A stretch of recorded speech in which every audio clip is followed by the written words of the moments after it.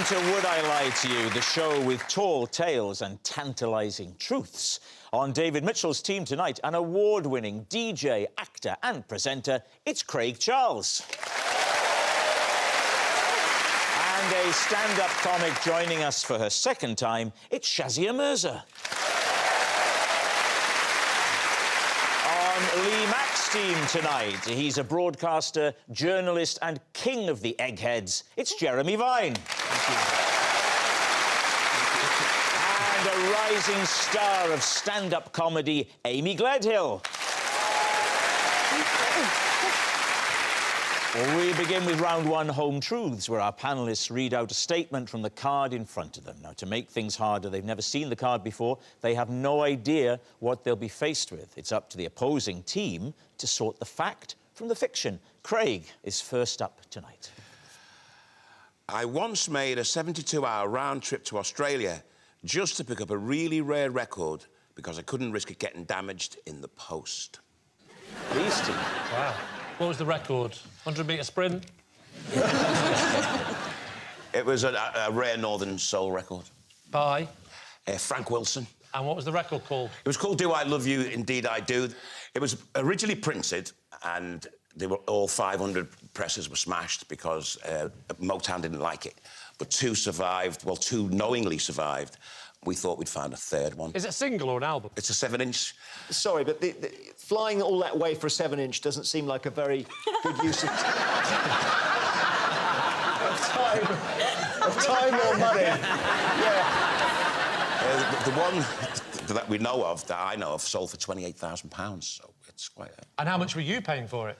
Well, we thought we could get it for about £9,000. Where did you get it from? Was it from eBay or something? No, just from some research. And someone phoned up and said he thinks she's got a copy of it in Melbourne, Australia. OK. So I went over on Qantas. So when you got there, did the third one exist? It did exist, yeah, but it was in such a bad state. It was like someone had glued it back together. So you couldn't play it? You couldn't play it, no. Craig, could you do a bit of the song?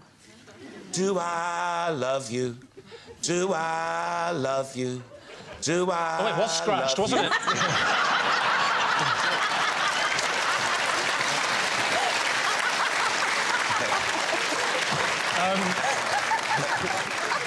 Presume you'd have been expected, if you'd have brought it back, expected to pay import duty?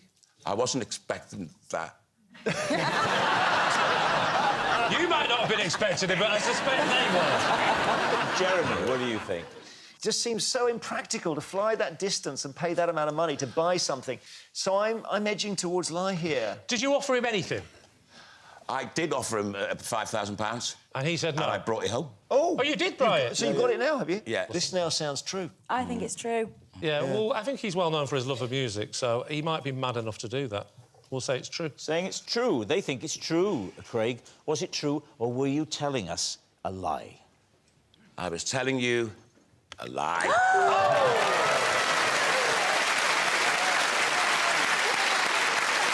Yes, it's a lie. Craig didn't fly to Australia just to pick up a record. Shazia, you're next.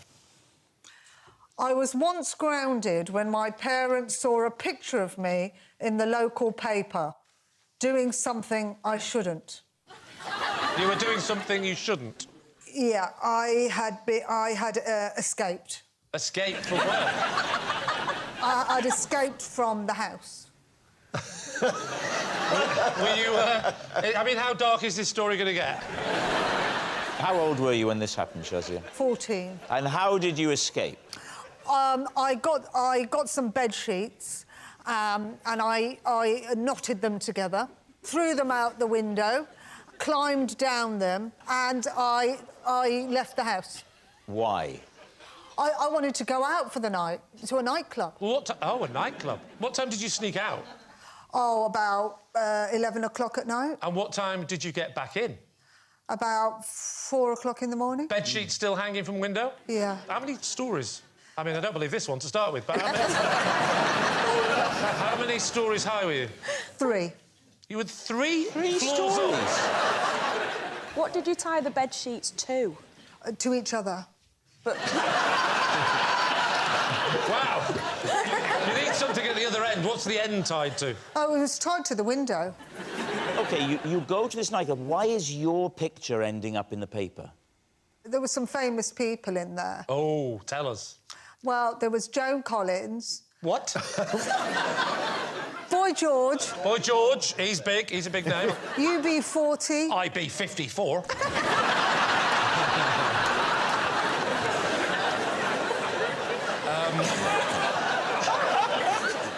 So how did you end up in the photo? That's what we need to Well, be what clear on. happened was when the nightclub ended about 4 o'clock, there was like no taxis, and I didn't know how I was going to get home. So I asked Boy George. Oh, here we go. Here we go. I asked Boy George if he would give me a piggyback home. And did he say, do you really want to hurt me? Where does the photo come in? What was in the photo? Well, he said to me, "Oh, you look great. Let's have a picture together." Right. And what did your parents say when they saw the paper? How did they confront you? They rang up the newspaper and they said, "That's not my daughter." Well, hang on. Hang on. But, wait a minute.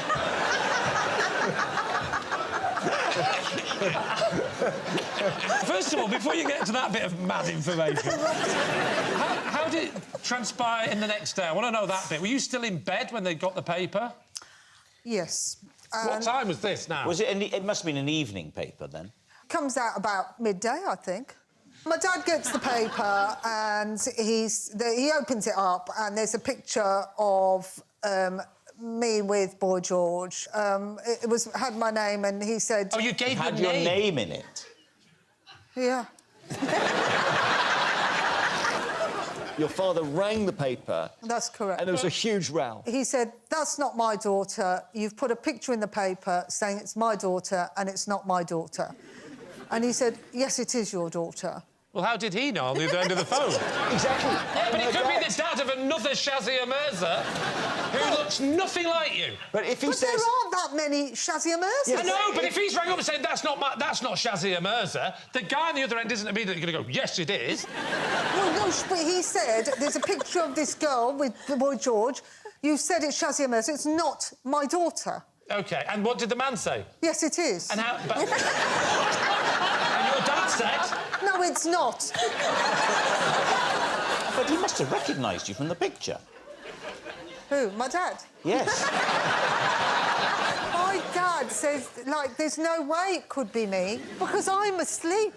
Yes, but he could see the picture. I mean, was he not good with faces? Yeah, well, he thought that they had just got this photo of me from somewhere and just shoved it in the paper. So how was it resolved, Shazia? Well, it wasn't resolved. How does your story end? Let me put it like that. I'm hoping quite soon.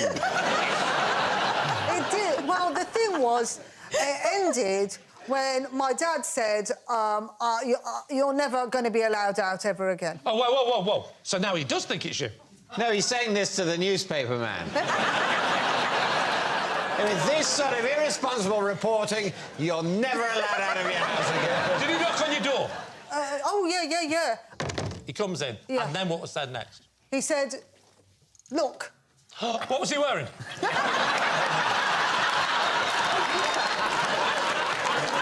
That's the newspaper. Yeah, and he says... And he goes, "Look at this." Go on. I know where you were last night. Oh, I'm getting angry with this story now. What's the junction between that is not my daughter and where the hell, why were you out last The night? man at the paper... He doesn't know you! He convinced my dad that person was me. More than your face! More than your actual face! A man on the phone who he has never met and he doesn't know who you are has met you once for a second on the back of Boy George. That was more important than your face in the photo. The point is, he believed the man more than me. All right. What do we think? Jeremy, what are you thinking? I'm starting to have my doubts about this one, to be honest. I know this sounds a crazy point of detail, but the idea that a newspaper could print the story within 3 hours of the nightclub closing... Of everything she said, the time the newspaper comes out is the one. I mean, to me, that's fine. It's everything else. It's the shit. Yeah, Boy George, piggyback, Birmingham nightclub. Yeah, that's all fine. Who was that? Oh, it's Joan Collins. Yeah. Man doesn't recognise his own daughter. No, yeah. No problem. What time's the paper come out? Midday, she's lying. What about you, Amy? What do you think? I think it's a lie, because it's hard to pick a bit that could be true. You're saying it's a lie? We'll say it's a lie. Shazia, they're pretty convinced it's a lie. Was it a lie, or were you telling the truth? I'm afraid it's the truth.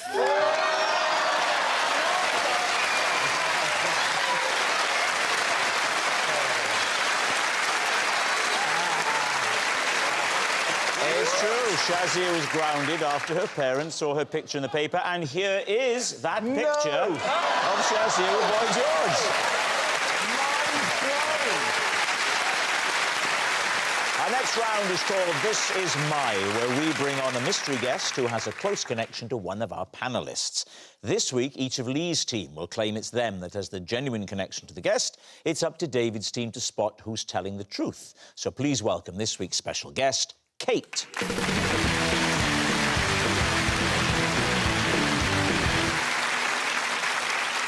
So, Amy, what is Kate to you? So this is Kate, and we worked together in the same office for 3 months before we realised we were actually living in the same house. Right. Jeremy, how do you know Kate? This is Kate. When she got nervous on eggheads, I came up with a unique way of calming her down.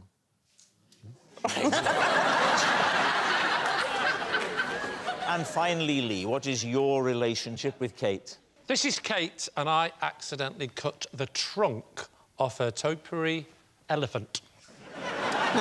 So, there we have it. David's team, where will you begin? OK, so for 3 months, Amy... Yeah. What was the office? It was cold calling in Yeah. Leeds to sell kitchens. Right. And you both were working there. But when was this? This was about 2012, and I was living in a big shared house. Yeah. So how did it transpire, this discovery? So we weren't great friends, no offence, Kate. We, I knew her at work, I sort of knew her to sort of say hello to, things like that. Yeah. How many people working at this cold calling centre? Felt like millions, and there were shifts, so you didn't... It won't have been millions, so... Less than 1 million, let's say. OK. I'd say maybe 100 people. I think the key to this is the house, isn't it, though? How big was the house? So it was 5-bedroom, but I'm... Did it feel like 1 million? It felt like 1 million people there, minimum. But I'm quite shy, quite introverted. And when you were selling these kitchens, Yes. how good a salesperson were you? Really bad. So you didn't have to actually sell the kitchen on the call. You just had to get them to say, OK, I'd like to speak to someone further. And I could never get any bites, because I'd basically ring up and go, I'm so sorry, I know you don't want a kitchen. I won't call you again. So I used to have to ring my parents' landline every day, and my mum would put on a voice and say, yes, I'll have a kitchen, and she'd have to talk to the manager so I'd get a bite. What type So of she's kitchen? got about 9 kitchens. The key to the mystery is not the kitchen, it's the house, isn't it? Did the house have a kitchen? Yes, it did. And why didn't you ever see Kate in the kitchen? So in 2012, I just started stand-up. So I'd go do me day shift, selling me kitchens and failing. Yeah. And then I'd go to a pub and do a gig where I would fail. If a gig didn't do very well and it was just silence for 20 minutes, did you ever end with, don't suppose anyone wants to buy a kitchen? I mean, that'd be a sad way to end, wouldn't it? I don't need you to commit, I just need a bite. So tell us about the moment, then, when you actually did realise yeah. that you were in the same house. So I'd gone down one morning and Kate was in the kitchen and I was like, oh, hello, we work at the same place. And I thought she'd slept with somebody in the house. So I was like, oh my God, who have you been with? And she was like, sorry, what? Why are you in the house? And it was like, oh, I live here. And she was like, I live here. And it was like, oh, right, you're that room on the 3rd floor. So when you asked the question, who've you been sleeping with? Who do you And think... who ate all the porridge and stuff? But who did you think that might be? Did you know other people who lived in the house? Yeah, well, so there was a guy called Adam who had a pet tarantula, and I was thinking, oh, Kate, how low are your standards? So I presumed, oh, she's with Greasy Adam. All right, who would you like to quiz next? Jeremy. It was a technique for calming Kate down, is that right? Well, I present Eggheads, a game quiz show, and sometimes contestants get nervous, and I noticed that Kate was nervous, and I tried to calm her down.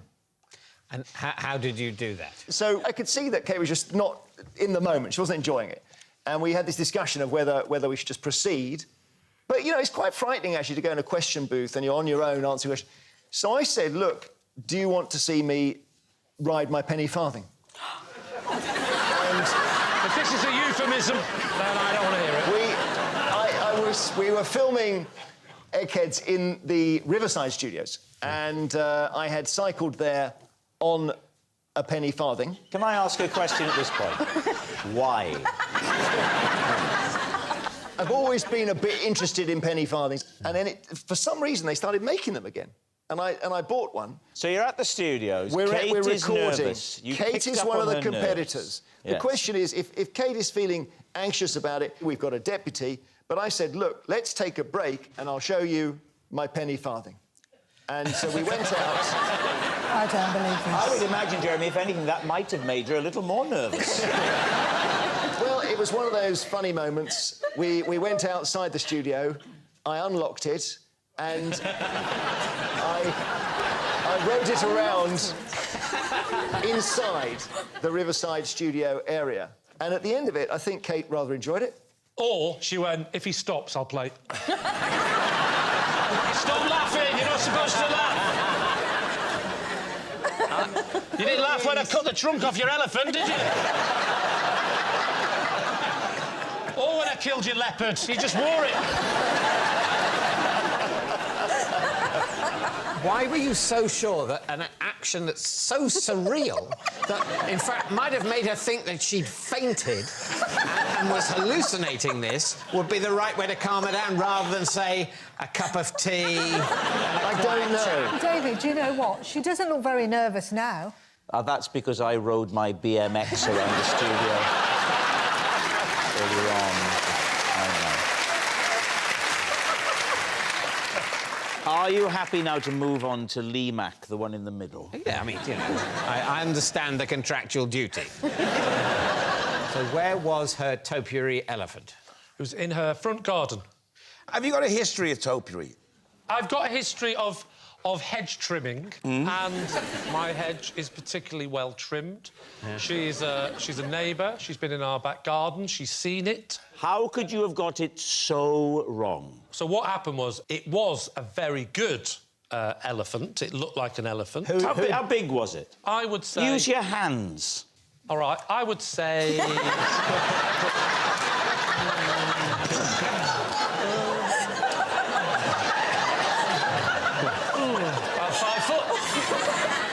Who had done it initially? She had done it. She had done it? Yes. OK. Yeah. So why, as someone so expert at this kind of topiary that she could create a perfect small version of an adult elephant, did she ask you, someone who is only good enough to do a neat hedge, to tidy up her elephant? Oh, you could just say in 2 words, why you? Yes. Got 2 words for you. Broken arm. She had broken her arm. I know. Right. In fact, I think it was me that told you. OK, so she'd broken her arm and it was urgent. Not urgent, no. What? Not Yes. urgent, but it was already getting a little bit unkempt. Basically, she'd been meaning to tidy it up. Then she broke her arm. Yeah. And she knew if she waited for her arm to heal, then it's too far gone. Exactly what you just said. OK, well, this is so plausible. Thank you. I think I speak on behalf of everyone in the room when I say no further questions. How did you manage to lop off an entire trunk? Oh, yes, that bit. So, what happened was, I did everything quite well, and then I realised, I stepped back and I thought, oh, I've taken off a bit more than I wanted on the left. So the first thing I did was thin everything else out, so it's all to scale. But now it's starting to look like... It looks like there'd been a drought, and the crops had... and the elephant was struggling. Yes. I expected Attenborough to go, he looks like he won't last the winter. Was King Charles there too? Yeah, impressions are beneath me. Or is that beyond you?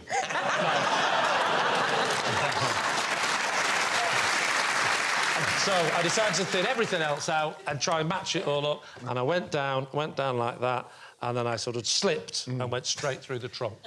OK, I think you could have gone for the phrase, I sort of slipped, a lot earlier.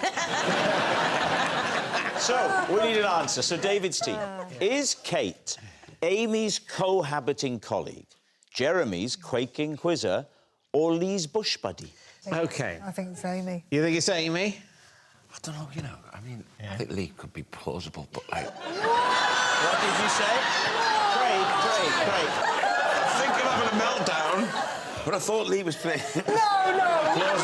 Craig, I'm a big fan of yours. And I've never said this before on the show, but I like you so much, it's not me. I just don't want you to look stupid on television. Just the bizarreness of it all. Yeah. But living in multi-occupancy homes. Students do that a lot. Yeah, ships that pass in the night. What's wrong with Jeremy's claim? He's known as a cyclist. Yes, he's known as a cyclist. I don't doubt that he may own a penny farthing. What I doubt is that, you know, in a busy recording day, a contestant is nervous and Jeremy suggests, and this suggestion is accepted, that the best thing to do to calm the nervous quizzer down is to cycle around in front of them on a penny farthing, and then she'll be fine. The way you've just said that, though, you've actually sold that to me now. I think it's probably... No. Craig, I'm a big fan of yours. So I'm going to help you out. It's not Jeremy either. But that's it. You're not having any more clues. OK, David, it's time to make your decision. Look, obviously, now Lee said that, I'm full of doubt. But you think it's Amy? Amy. I think it's Amy. And I think Amy, your judgment of truth might need recalibrating. So you're saying that it's Amy? Yeah. OK. Kate, would you please reveal your true identity? I'm Kate, and Jeremy calmed me down.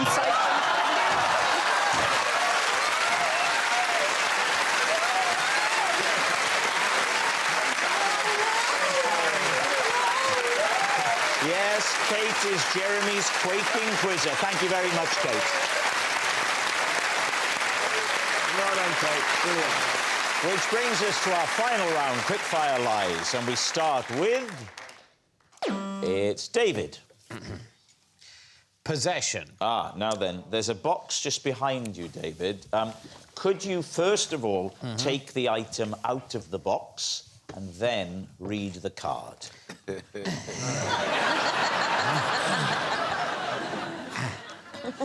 This is the worst ventriloquist act I've ever seen.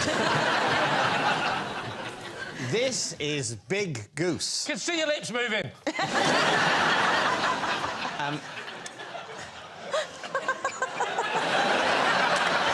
This is Big Goose. I was given her by a fairground worker as an apology after I snagged my chinos riding his helter-skelter. Right, please, team. This year, or...? Last year. The helter-skelter people normally don't give prizes. Why did he have that? Well, he was working at a place where some of the other things there gave prizes. I think that... So he said to you, I'm really sorry that you snagged your chinos. Wait there. I'm just going to try and throw 3 table tennis balls into a fish bowl. I might be some while, so just... Was that Big Goose's name when he arrived in your family, or is that something with which you christened him or her? Sorry. Sure it's not bird flu?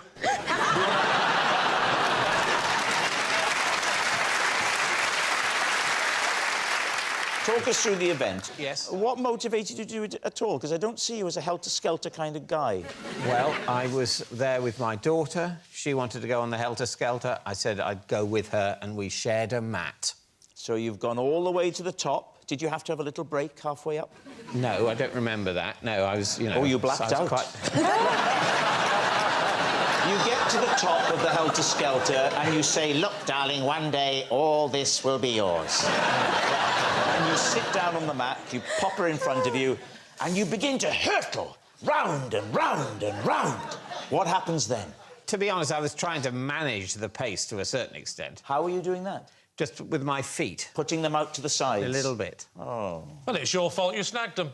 It didn't say you couldn't have your feet to the full width of the channel provided. It didn't say we won't rip your chinos, did it? I would say it's an implied contract with any such entertainment activity that your clothing won't be damaged. What if the roller And I think that would stand up in court. And do you know what? So did the fairground worker. And he thought, we'd better head off trouble here. A major celebrity has damaged his extremely expensive, beautifully cut trousers. Oh. Was there someone else there? Goose him! Goose him as hard as you can! And do you consider Big Goose to be adequate compensation? Never mind that. Do you consider yourself a major celebrity?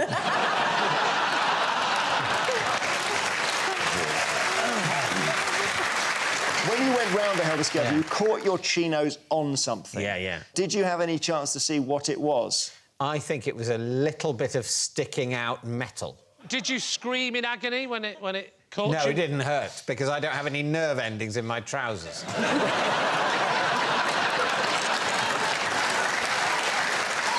you know what, David? I don't think you have any feeling in your trousers whatsoever. Never have. So what do you think, Amy? Is he telling the truth? I think it's a lie. He's handling that goose as if he hasn't handled a goose before. I think he's handling it with affection. That was the key. That was the key insight. Obviously, the obvious affection between him and the goose. Sorry about this, Big Goose. So, what are you going to say, Lee? Well, we're gravitating towards lie, aren't we? I think lie. You think it's a lie? OK. David, was it true or was it a lie? It was, as far as I recall, a lie. Yes, it's a lie. David wasn't given Big Goose at the fair. That noise signal's time is up. It's the end of the show. I can reveal that it's a draw, with 2 points each. Thanks for watching. We'll see you next time. Good night.